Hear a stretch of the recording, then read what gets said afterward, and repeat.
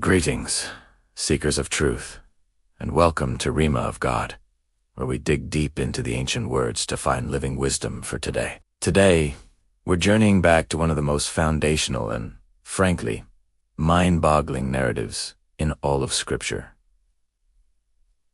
The story of the Great Flood, found in Genesis chapters 6 through 9.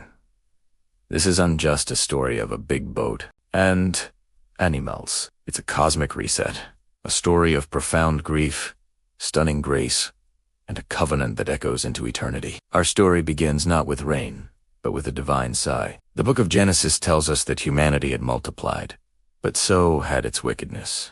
The sons of God and the daughters of men, a cryptic phrase scholars have debated for millennia, perhaps referring to fallen angelic beings or powerful tyrannical rulers, created a generation of Nephilim, mighty men of renown. The earth became a cesspool of violence, corruption, and a rebellion so complete that every intention of the thoughts of man's heart was only evil continually. Can you imagine? The Creator looks upon the masterpiece of his hands, the crown of his creation, and we read one of the most heartbreaking verses in the Bible. And the Lord regretted that he had made man on the earth, and it grieved him to his heart. The flood, then, is first and foremost an act of judicial sorrow. It is the painful, necessary surgery to remove a terminal cancer. But in this moment of global judgment, we find a glimmer of light. One man, Noah, found favor in the eyes of the Lord. The text says, Noah was a righteous man, blameless in his generation, who walked with God. In a world running headlong away from its Creator, Noah was walking with him. And so, God speaks to Noah. He gives him a bizarre, monumental, and utterly specific task.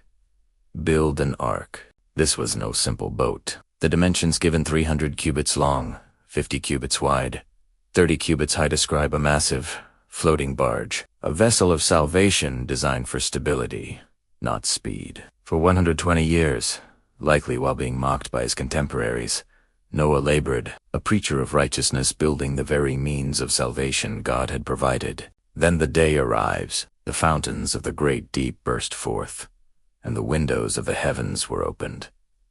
This is not just a heavy rain. This is a cataclysmic uncreation, where the waters above and the waters below, separated in Genesis 1, rush back in to wipe the slate clean. The ark, however, is lifted safely above the judgment. For 40 days and nights, the deluge continues, and for a total of 150 days, the waters prevail. But God remembers Noah.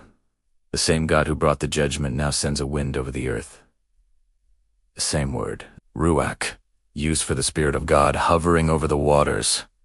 In Genesis 1:2, it is a gentle, recreative act. The waters recede. The ark rests on the mountains of Ararat, and a new world, washed clean, emerges. Noah sends out a raven and then a dove. The dove, with an olive leaf in its beak, becomes the eternal symbol of peace and new beginnings. Finally, Noah, his family, and all the animals disembark. And what is Noah's first act? He builds an altar to the Lord and offers a sacrifice. It is an act of worship, gratitude, and acknowledgement. God's response is profound. He establishes a covenant, a binding promise with Noah and all living creatures. He vows never again to curse the ground in this way or strike down every living thing. And as sits, his bow in the cloud, the rainbow as the sign of this everlasting covenant. It is a warrior hanging his weapon in the sky, a permanent reminder that his mercy will always triumph over his judgment. The biblical moral of the story.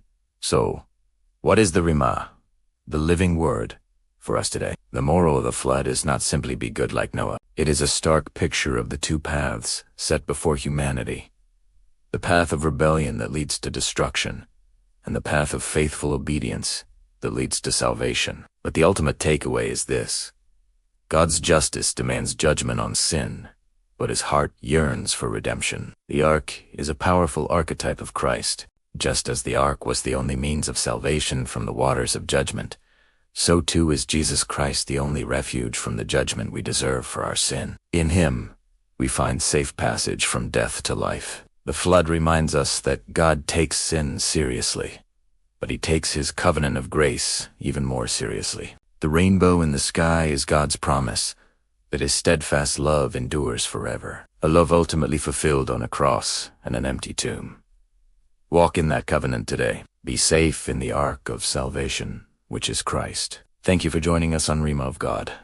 If this word has spoken to you, like, subscribe, and share the truth. Until next time, Shalom.